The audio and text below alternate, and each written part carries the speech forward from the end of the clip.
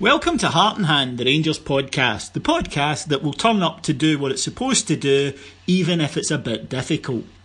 This week on Heart and Hand, well, you can make your own correlation with the team.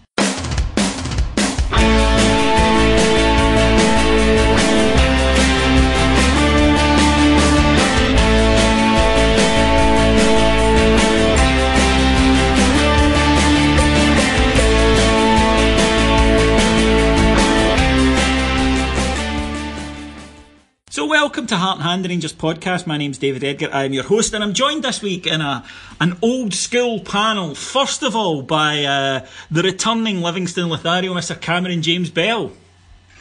Good evening, David. Good evening.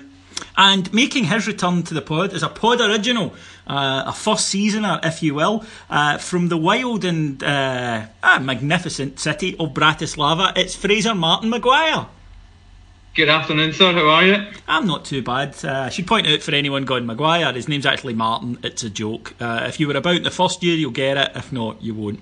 How's life treating you over there? It's very good. I had Comrade Smith was over late last year, and we went and took in a game in the stadium that Rangers played Art Media in, and. Yeah, life was good. I have to say, I didn't expect to be speaking to you so far down the line, and we're still drinking in the Banter Years saloon. Yes. I'm quite surprised by that. I was pointing it to someone that when you first started in the show, we actually won the league. That's how long this show has been going for now. We are at the veteran stage. Right, lads, as I say, the team might shirk challenges. We don't. Let's get into it. Yesterday, Rangers at Hampden, and a truly, truly dreadful performance, even by the standard of the Banter Years. Rangers looked frightened, scared, refused to engage in any. We talk about winning your battles. The Rangers players didn't even show up for theirs. Sat off the Celtic players, gave them room to play, meekly accepted their fate, and there were, Cameron, no positives to take from that football match. The only positive is that it's now been more than 24 hours since I was forced to endure it. They say time is a great healer, although I think I will probably do what Fraser has done and leave the country in order to be able to get away from it, if that is going to help heal even faster. I was thinking of a few kind of snappy phrases to try and see if I could sum up what I bore witness to yesterday. And the best one I think I could probably come up with, not using too many expletives, is just an absolute clusterfuck of capitulation.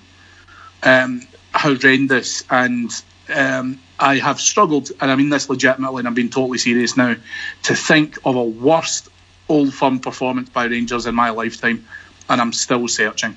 I would echo that, and I don't say that lightly, and I'm not one of these guys, it was the worst ever, but yesterday kind of was, because it was just a meek and abject surrender before a ball was kicked. If we're going the alliteration route, I would say it was a tsunami of shite-hawkery. It was just so bad, and there was nothing for a fan to hold on to, because Fraser, in a football match, you have to accept defeat. We learn that over the years. You have to. It's pretty early on watching football, you learn that your team will lose. And you learn that sometimes your team comes up against a better team, even sometimes your rivals, as much as you hate them, they're better players and they beat you.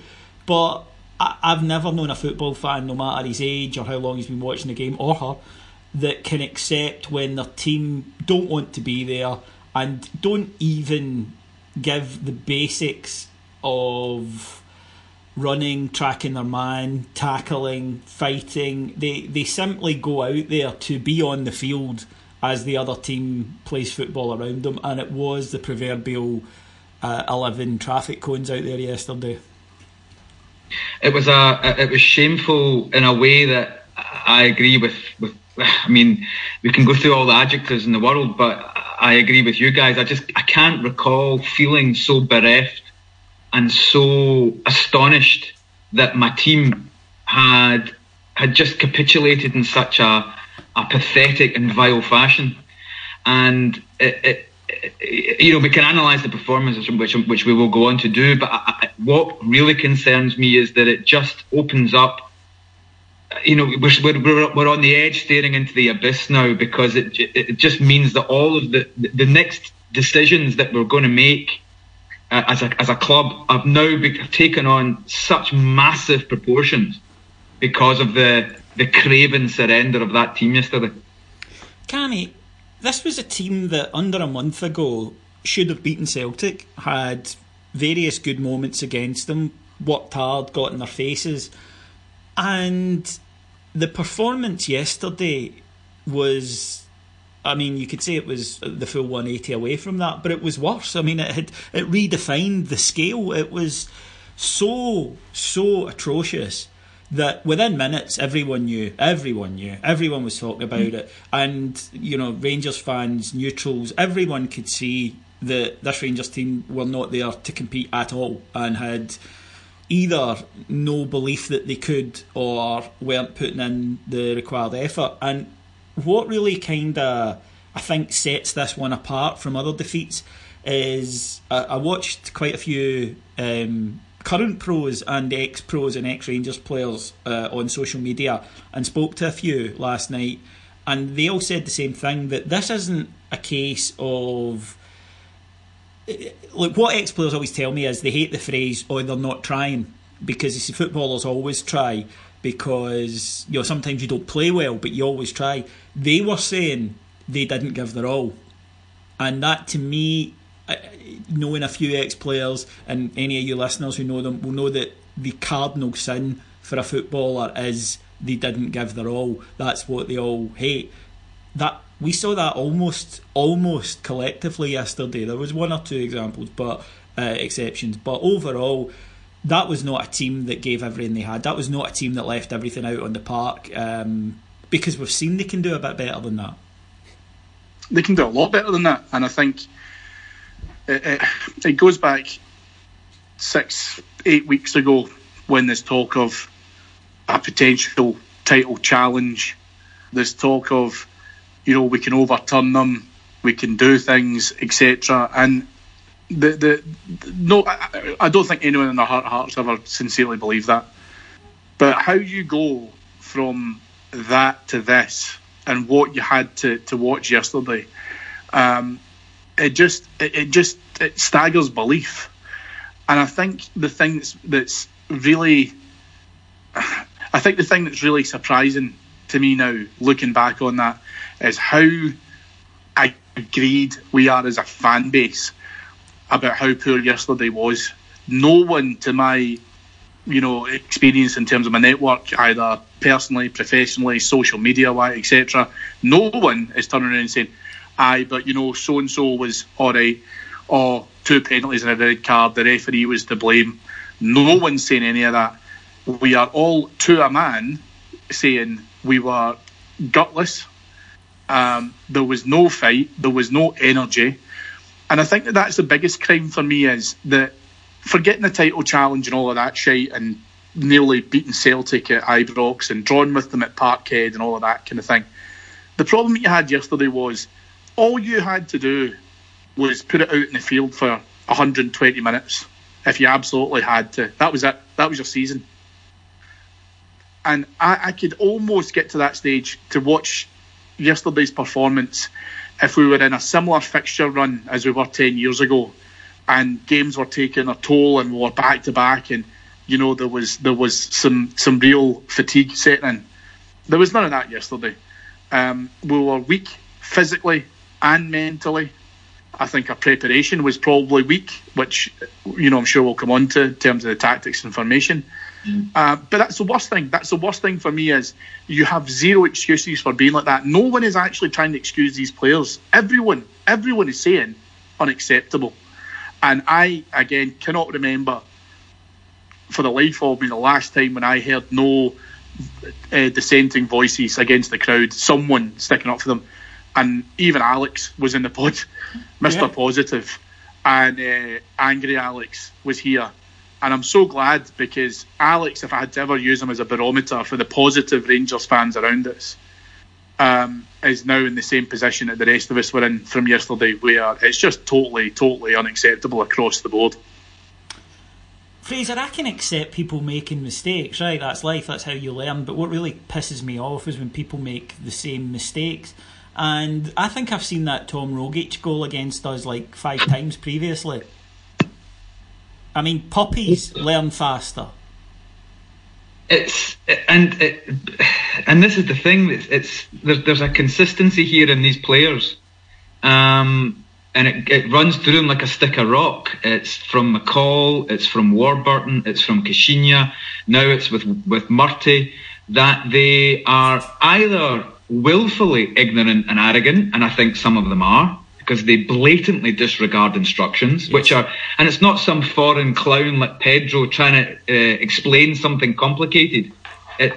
I was watching the game yesterday, and I remembered Pedro standing in the touchline, screaming in general, but in particular at Josh Windass, 10 yards further forward, get in their faces, win your tackles, be aggressive. Now, that's not complicated Portuguese. That's simple stuff. And they refused to do it. And the same thing happened again. You're not telling me that Graham Murty told them to go out onto that park and either perform like that or stand back and allow Celtic to play, so that they're either incapable of doing it or it's willful ignorance and arrogance. And there's a continuity there, and it doesn't matter if it's an old school British manager like McCall, if it's a touchy-feely modern guy like Warburton, if it's the Mr. Hugs, Graham Murty, or if it's some kind of bonkers Portuguese guy. It doesn't matter. The same characteristics are there time and time again with this bunch of players. They're weak, they're losers, they've got no desire, they've got no passion, and they will not take a telling. The word that got used to me by a couple of ex-pros last night, the same word, was pride. And what they both said was, you need to be able to look at yourself in the mirror afterwards. And then when reports came out about dressing room fights and whatnot, I got in touch with them and said, too little too late kind of thing. And they said, well, yeah, that's embarrassing, that's worse. Because that then shows you that they feel comfortable enough, Cammy, to take on their teammates and to give a teammate a row, but they don't feel that they should be able to do it to their opposing players. And one of them actually said to me, he's like, that's worse, Davies. That's cheating the fans, because if you're coming off and you have the audacity, he said, not one of those players had the right to have a go at another one of those players. Not one. He goes, I get that they're fucked off or whatever, but a real solid pro is walking off with a head down, ashamed, and then they get back into the dressing room and they all start going, that wasn't acceptable. But he said to be picking fights with somebody, to him, suggested that that's just passing the buck. I just wish they were as quick to close down a player or a cross as they are to point the finger at each other. And the issue that you've got with this now is, I hate saying it, but this is probably where it's one of Celtic's biggest strengths, is that he's been able to put together a team that will play and fight for each other. Now, if we come back to Brown, and we've discussed him in the pod before, right? So calling a spade, we know that he's a good player. I don't think he's a great player. I think he's sauntered his way to a tainted medal collection, which in his heart of hearts he knows about himself. But I tell you one thing, he would absolutely go to war for any single one of his teammates. And I think you saw that clearest in the tussle between him and Morelos. But what you also see when his teammates interact with him is that there's a genuine respect, there's a genuine degree of camaraderie and a very strong relationship man to man there. Scott Brown's not a genius. He's not the best football player that's ever graced the planet. But what he has got in abundance is heart and desire. And he will absolutely lead by example on those fronts. There are better, far, far better players he's played with in that time across those Celtic teams. But every single one of them will always resonate with him in a positive manner. Our players are... The biggest fight our players showed yesterday was probably Docherty and Morelos nearly having a square goal when they were walking off the park at full time. I totally understand you get pissed off. It's why, to a certain extent, I think Andy Halliday was ridiculous yesterday, but there's another part of me that thinks, fucking hell, I'd probably be in exactly the same boat if it was me and I was seeing what was going on. But I would also be a more tenured, more controlled professional footballer to say, can't do any of this publicly. If I need to have my say, I know that the manager will create an environment within which to do that. And as a result of that, I need to keep my mouth and my actions under the radar now. We'll come on to Murray, I'm sure. But the problem you've got now is that team now look and act like they're so disenfranchised with the manager. He's obviously lost the dressing room. I think that's abundantly clear to everyone. That it looks like they're trying to get him the sack. And he just looks like a lower rung championship or EPL team that almost know there's really no point in busting your ass for this guy because likely he's not to be gone by the end of the weekend. So when the new manager comes in, then I'll up the effort levels again. That's exactly what they looked like yesterday. Yeah, I'd echo that because I get the impression now that this mob think, whether consciously or subconsciously, and an unkinder part of me suspects consciously, that they know that, look, we can see this guy off, wait for the next guy, and see if we like him, and then we'll turn it on. It's kind of reminiscent of Chelsea, although Chelsea have the good grace to at least win something the year before they decide to have a bit of time off. Davey, my feeling exactly was these players now know that they can get, they know that they can get a manager the sack. Yeah. You know, and and if it's not just through their ignorance and arrogance and the lack of performance, just to cap it all off, we've got dressing room leaks, we've got teams getting leaked to the press 2 days before the announcement, we've got, you know, bust ups getting leaked to the press. The whole thing stinks. There's a thoroughly, and when you were both describing the players there, there's spoiled children. Yeah, spoiled children there. No, there are, and the attitude that comes out, the toys at the pram. And Fraser, the thing that really brought it home to me is all of this complete spiral has come from one defeat, which was the last Old Firm game. Not one they got horsed in, one they should have won, right? They blew it, but, you know, it was their own fault. So it's not a case of a defeat where they went, oh, the opposition was just so good, and you can drop into hopelessness a bit. I can see that. You're like, well, we're never going to be able to beat them. They're just so good. It wasn't that. They should have been walking away going, we blew that, but the next time we'll get it right. Whereas instead, as we've seen for the last month, they have felt sorry for themselves. They have huffed. They have gone into a shell. And we have seen over the last month an unravelling of basic professionalism, of basic professional standards, to the point where these guys are not doing what they are paid for other than they are turning up. And that is literally all you can say that they're doing. Because in terms of what they're employed to do as footballers, they are not doing it. Well, and that ties it back into exactly to what Cammy just mentioned about, call it what you will, a hard man, somebody who carries respect, somebody who's got the medals and the war wounds, but somebody who you are scared to go into that dressing room and have to answer to, you know. I have, in my mind's eye, I've got a picture of Harry Davis with Slim Jim against the wall. You know, you think you can showboat, son, but you earn the right to do that at Rangers. And that's what our club and our team and our first team's been about for as long as you or I or our fathers and grandfathers can remember. And the fact that there's not a single player in that squad, with the exception of Andy Halliday, who, well, you know where I'm going with that.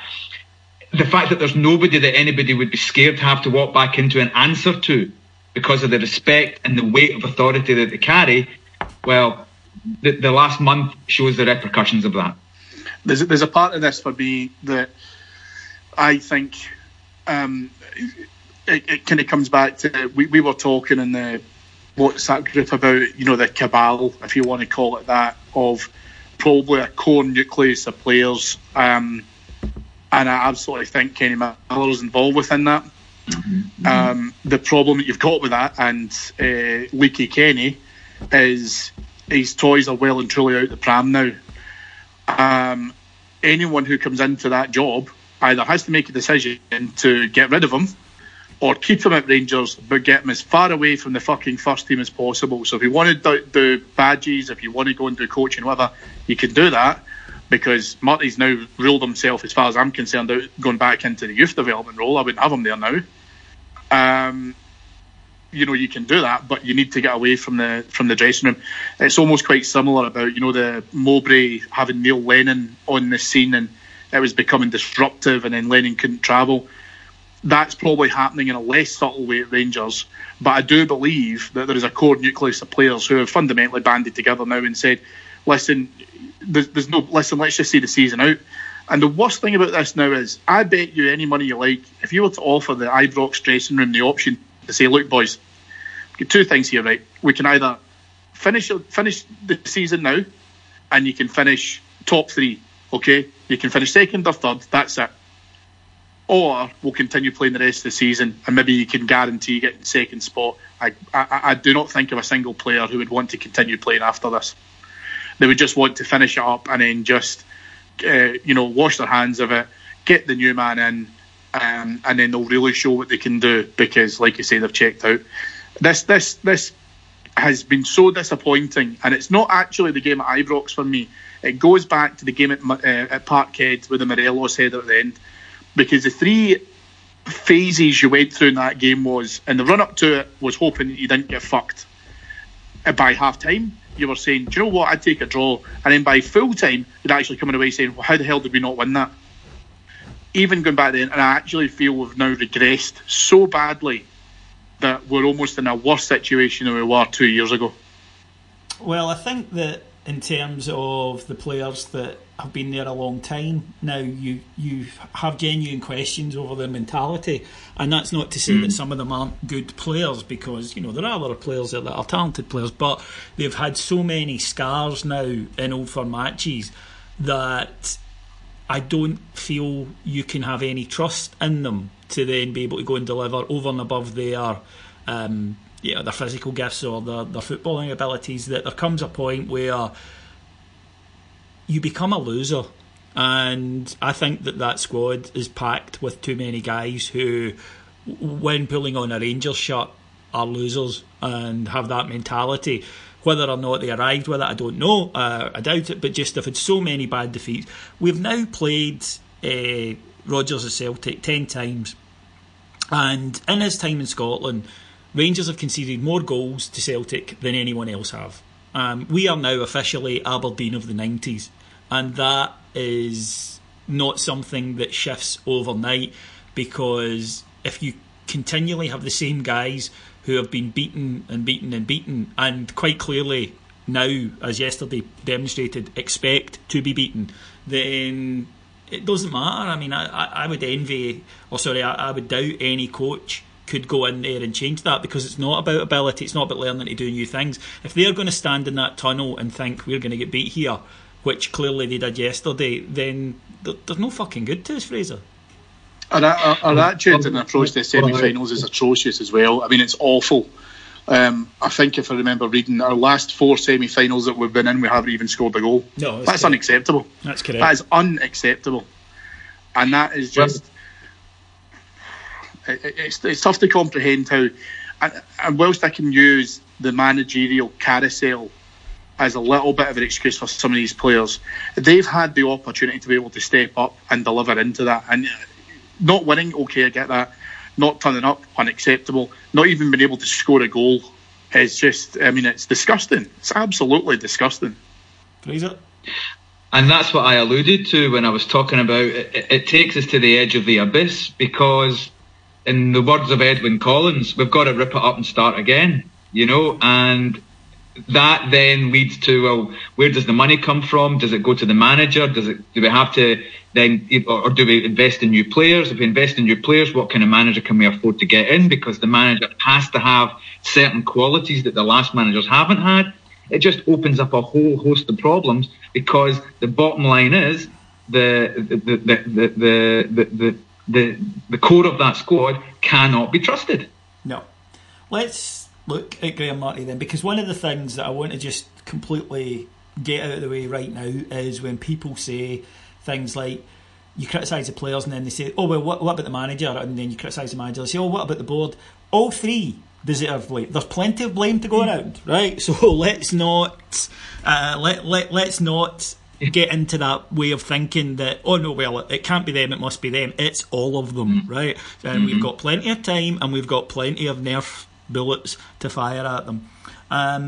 Murty yesterday was, I thought, the build up of things that had concerned me about him, and I've gone backwards and forwards because I do think, right, I'll say this right now, I think that as a coach he has some talent, right, I do, and I believe he will do okay. I don't think he's right for Rangers, but I think he will do okay as a coach. But he has a couple of things that we've spoken about on this show, so it's nothing new. We're not jumping on any bandwagon. We've said this right from the start of his tenure.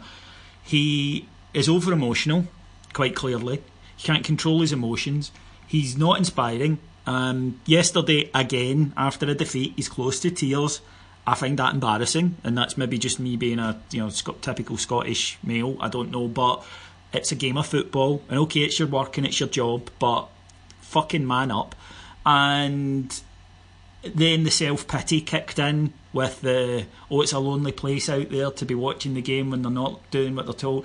And they almost, I thought the attempt to wash his hands of it and say, well, it wasn't the tactics because, they didn't put an attack for half an hour and shift the blame onto the players. So, look, I think that the arguments about whether or not he knows if he's getting the job are I've said that he's known for a few weeks, and he has. Yesterday was not a guy who expects to have to turn that squad around. And that's also why, we'll come to this, but why I would remove him now, because he's given up. And he said yesterday, it wasn't me, it was them.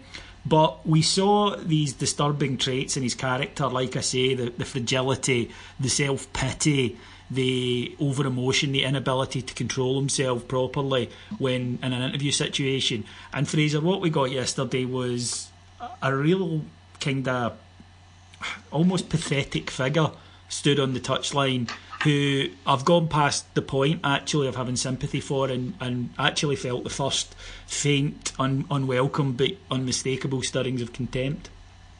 Absolutely, and it was Karl Marx that said history repeats itself, first as tragedy and then as farce. And if Pedro was the tragedy, then we're deep into the farce now. Of that there's no doubt. And I think the players sense it, the fans sense it. I'd like to think the board sense it, but your guess is as good as mine. And I absolutely agree. He's got to go, and he's got to go as soon as possible. Cammy, how can players... I'm giving them an out here, and I don't want to, but what I will say is that if we have players that we agree are weak, and they are, and we have players we agree that look for an excuse, they need someone that can offer them something different. Yesterday, there was a chasm between the players and Murty. You could see it, you could sense it. They're not listening to him, he's not inspiring them.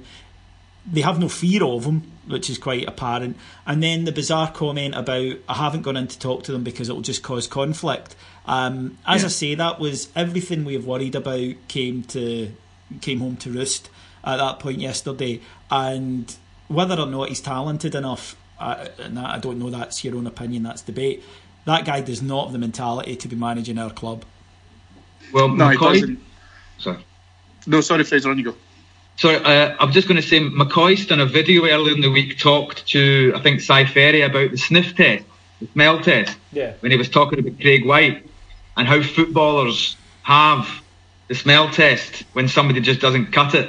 And I think it's very clear that Murty is no longer passing that particular test with any of the players in that dressing room. Yep. The problem you've got with Murty is that if you were to go back 2 months, he would 100% believe that he's capable of managing Rangers on a full-time basis. He's had his eyes opened because he hasn't been able to control a dressing room. He isn't respected. He isn't respectable. And I'd say that with a heavy heart because up until very recently, I completely defended him. And I said on this pod that Graham Murty should always have an opportunity of employment at Rangers, aside from the managerial hot seat, of course. However, he's had that opportunity, and the thing is, where I do believe that the biggest similarity he had with his players yesterday, right, and the biggest thing he had in common with his players yesterday was the distinct lack of professional pride. So whether you're contracted or on loan at Rangers shouldn't really matter. You've already said yourself, David, professional players should take a degree of ownership and accountability for how they perform.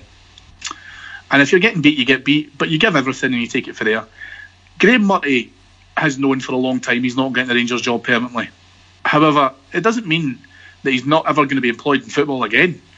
And I think he believes that this tenure has now moved him out of the sphere of youth development coaching and possibly moving him into a job full time.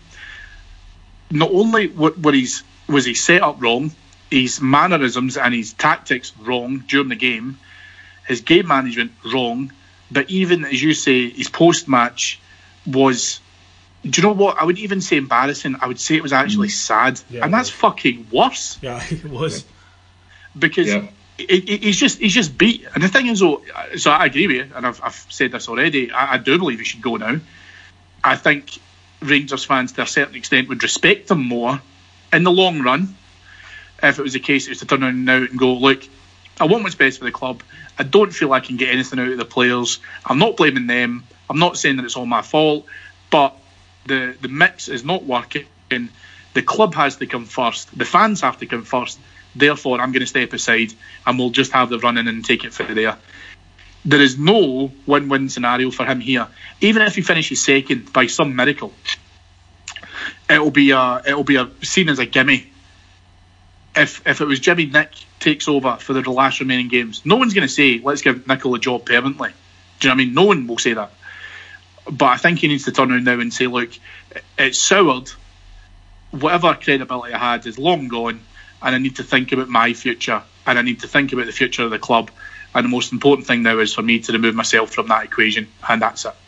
I was talking to Alex on our Daily Show, Fraser, about this today, where I said that I actually would have concerns about his health, were he to stay in charge, because if things go from bad to worse, and at the moment, based on that performance, you can't rule it out, and the fans go bongo, deservedly so, then if he's still there, he's a lightning rod for that. He's the guy who's going to cop it in the first instant, because he's there. That's just football culture. That's what you do. You would look at the manager and you would give him the abuse, and I don't know if he can cope with that.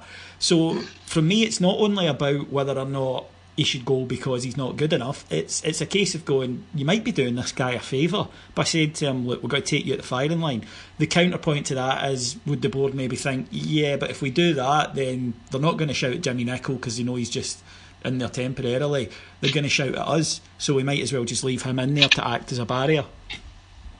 But I think we've moved to that state already now. I think that if you were to believe that the board have no more level of self-protection as far as I'm concerned, and listen, you're absolutely right, this is not a straight line between Murty and the players, it's a fucking triangle, and the board, in my opinion, are probably the most culpable out of the lot. But yet you could speak to two other fans, one of whom would say it's the players, one of whom would say it would be Murty. But there is no more self-protection, let's use the manager as a shield to deflect the blame off of us any longer. I think this now is the biggest wake-up call that's happened. It's almost like when you talk to Rangers fans before and you were saying, well, I wouldn't want Murty full-time. This more or less came out just after the McInnes debacle. And they're saying, well, OK, so Murty can stay, but he can stay till the end of the season. Beyond that, no. Now what you're seeing is the fact that this should have happened well before now. And this has been... Yesterday was probably the worst result the board could possibly have dreamed of, because it wasn't like a fluke, it wasn't a last minute winner, it was a trouncing. Well, this is the cul-de-sac that the board have driven themselves into, where you're going to have an interim manager to replace the interim manager. I mean, it's pure farce. Yeah, it's the caretaker for the caretaker. Correct. And the point being that you're going to have to sack the caretaker. It's almost like the mercy fuck option, you know what I mean? It's like out of pure pity for the guy, you just got to get rid of him. It's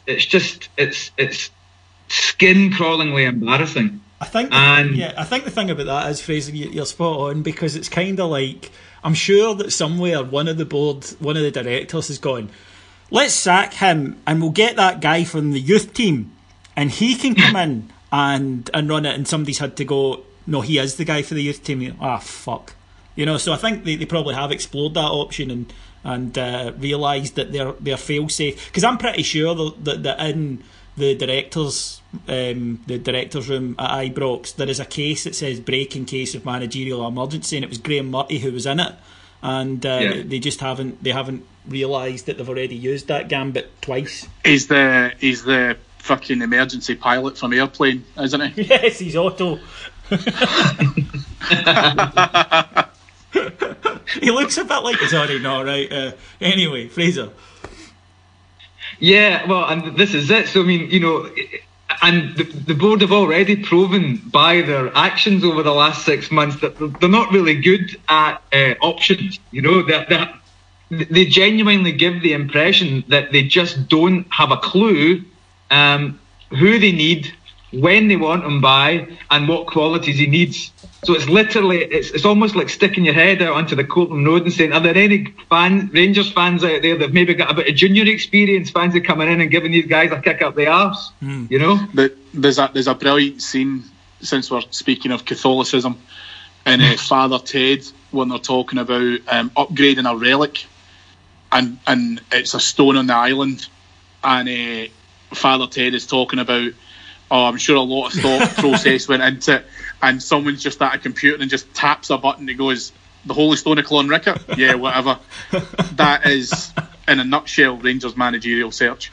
Yeah, I did see actually on social media, somebody said, I have no doubt at all the board have been looking for a manager these past 6 months. Okay, where the fuck is he? Because they have been looking for a manager. I can't remember a time when this board haven't been looking for a manager. And you would think by now they had a list that was, you know, larger than Andre the Giant's cock at this point. And yet, and here we are, and you know, we hear a lot of whispers. My guess is that there's all this speculation and we're wondering what about that. It wouldn't surprise me if we are nowhere near having someone, and that the board right now, the plan is get to the end of the season and then it'll all calm down and we can start looking with no pressure. And I keep going back to this, would they put up with this in their own businesses? And the answer, of course, is no. Well, when you're making Martin Bain look like Jeff Bezos, then you know there's a serious issue. You're probably this. I was talking to a friend of mine in work. I'll give a big shout out to Craig. He's a big podcast listener with us. And I was saying to him, the culpability here, right, for me more than anything else is, if I went up to Stuart Robertson right now, posing as Dave King, or Park for that example, if I really wanted to be like that, and said, could you do me a favour, could you just show me your managerial shortlist? You would have that, I think it's a Mother Jacket. Yeah. It would be like, do you know what it'd be like, David? It'd be like, when you used to drink, it'd be like watching you pretend to buy a round. I fucking forgot my wallet. The dog ate it, and then the cat ate the dog. That's what would happen if Stuart Robertson was put on the spot to produce a managerial shortlist. I don't believe it exists. I think that within itself shows why I don't believe Stuart Robertson should be in that job any longer. If King wants to continue to be an absentee landlord, and perhaps this has been part of the Park manoeuvre, he needs to put in a better infrastructure, and I've said that before in this podcast. I think... Go on, Fraser. Sorry, on you go. Sorry, but I think we did cover this in the pod last week, and you won't hear this expression too often in this particular edition, but to be fair to Stuart Robertson, is it his responsibility to have a manager's list? No, is it not the responsibility of the director of football? No. And the fact that we don't know that as supporters is another example of the opacity of the football side operations at Ibrox. We don't know if Dave King's running the show. We don't know if Dougie Park's running the show. We don't know if it's Boy's running the show. We don't know if it's Robertson. We don't know if it's the director of football. Your guess is as good as mine.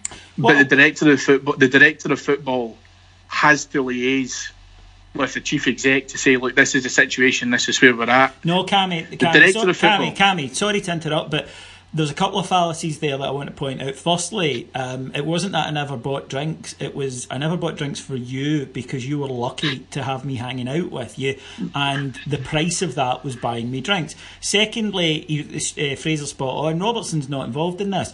Mark Allen will be. In fact, Mark Allen told us. Mark Allen has come out and publicly said, I gave them a list 2 days after Kashinya left. And it doesn't go to Robertson, it goes to the board.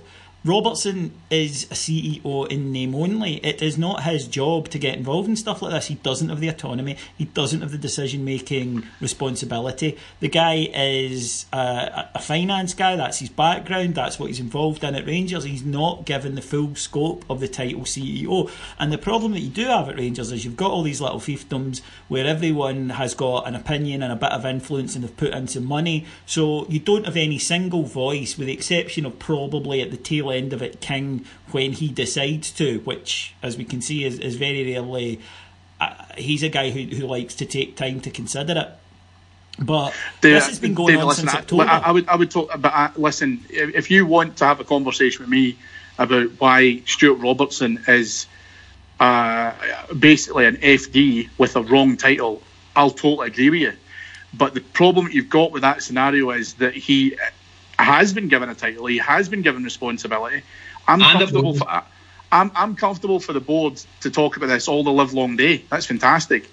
But either Robertson or Park have to take control of a director of football's list and either say why it's not happening and what the reasons are. And there has to be more transparency in that, because they stood up at an AGM last year and said, like a fucking Crime Watch special, we are looking for a guy from Scotland with dark hair, stocky build. Do you know what I mean? Like, they basically named, like, you know, they basically thought they could name their candidate, and then they thought they could pull McInnes out the bag and completely fucked up.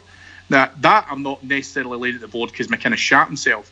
But the point still stands, even if you're talking about it at a board level, Robertson should be pushing on this, because ultimately he is responsible for it. Fraser's right, he's getting paid a wage. If he doesn't want to do it, tell him, okay, listen, I don't want to be responsible for this because you're not going to be here, Mr. King.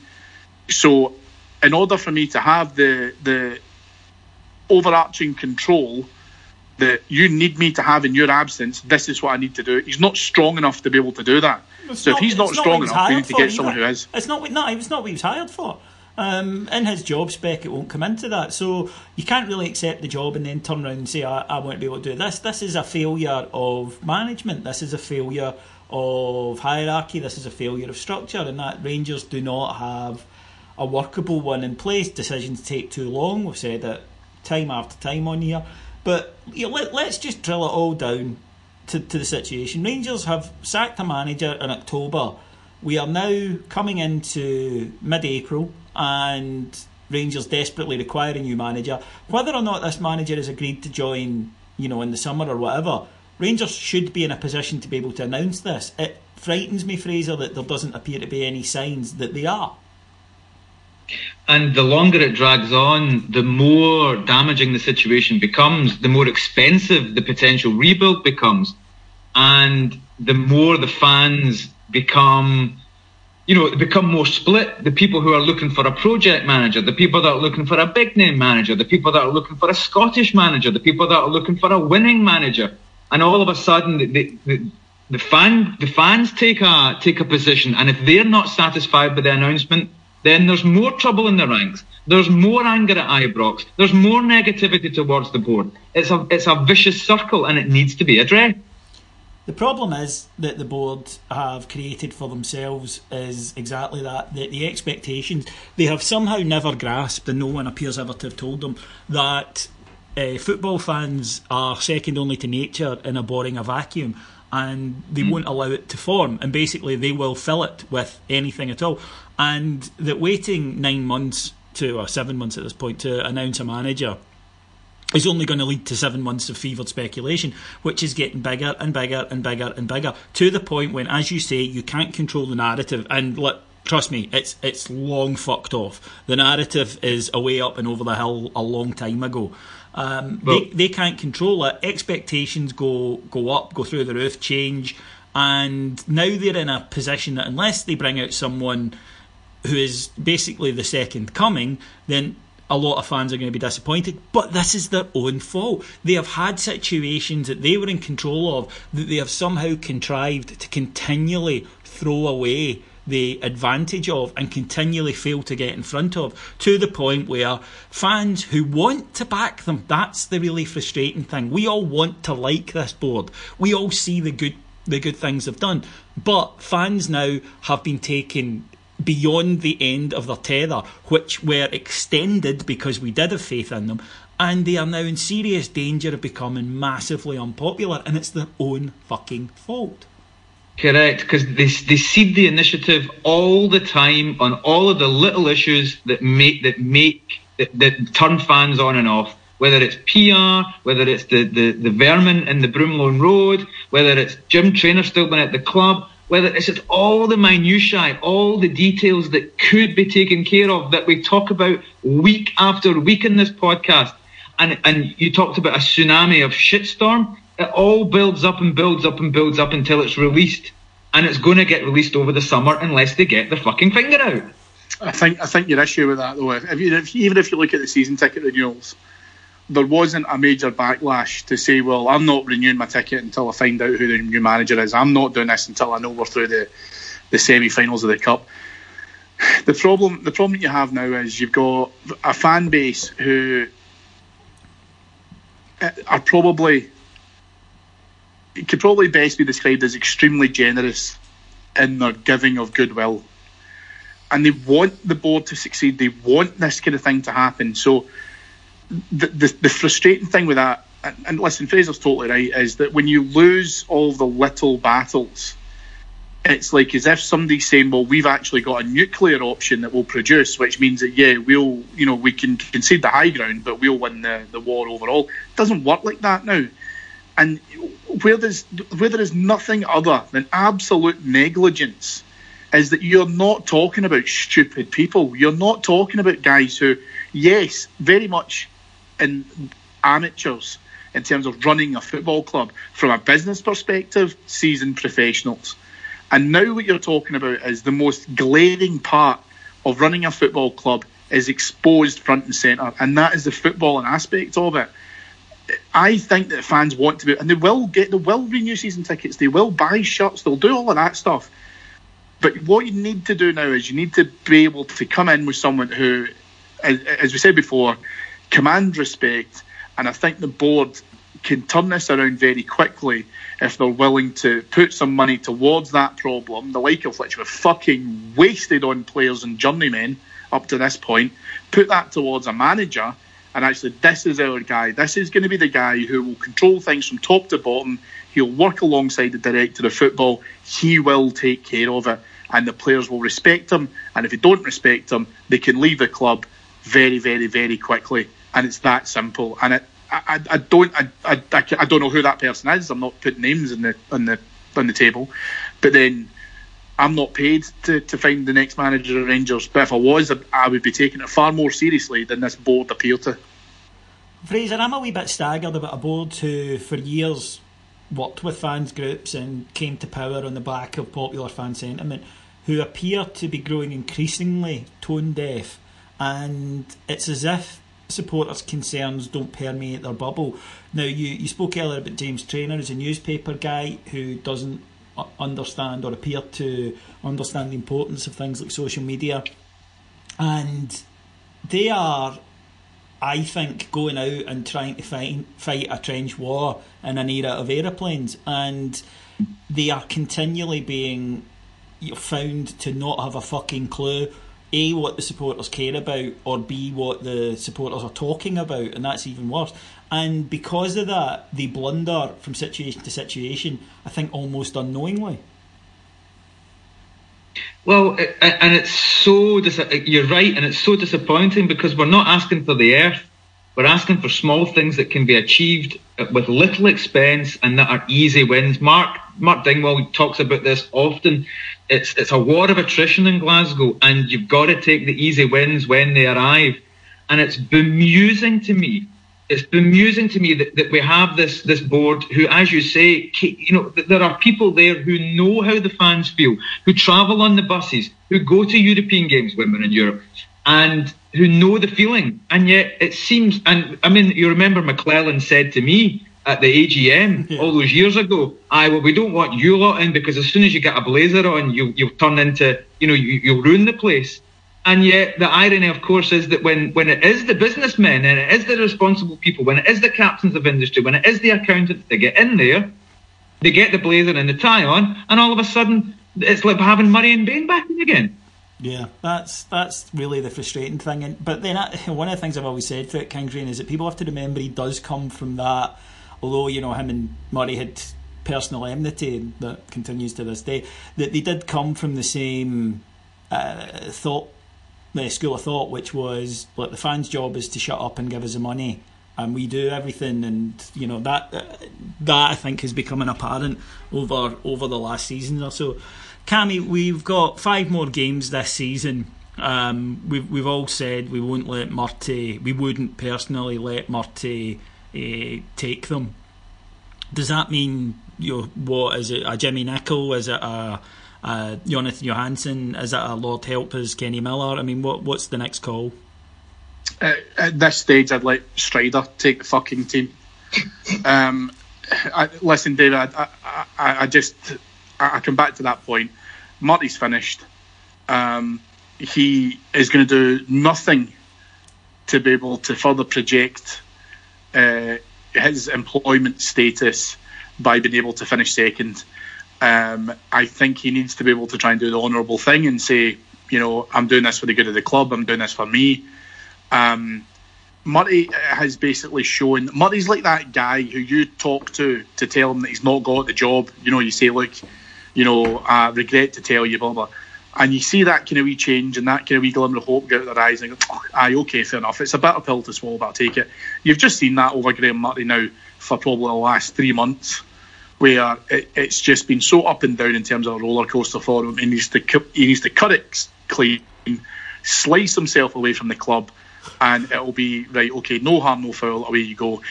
It'll be Nicol if it's anyone, because he's pretty much the most senior figure within the coaching staff. It wouldn't surprise me, if I'm being perfectly honest, that Nicol was able to get a reaction out of them for the last 5 games. I don't even know what there is left to play for now. There's obviously Europe and the various connotations that comes with that. What I would say to the players who played yesterday is they don't fucking deserve to play in a European stage.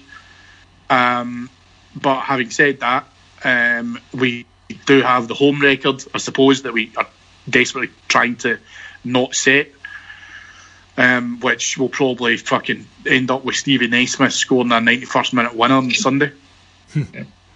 But he should go. He either should walk or he should be told to go. I don't think the board are strong enough to tell him to go. So if it has to be Nicol, do it. But to be honest with you, I don't see Murty voluntarily leaving. I don't see the board sacking him. So he's here until the end of the season, come hell or high water. Fraser, not a very positive picture painted by Cammy. Can you offer us something in the last couple of minutes?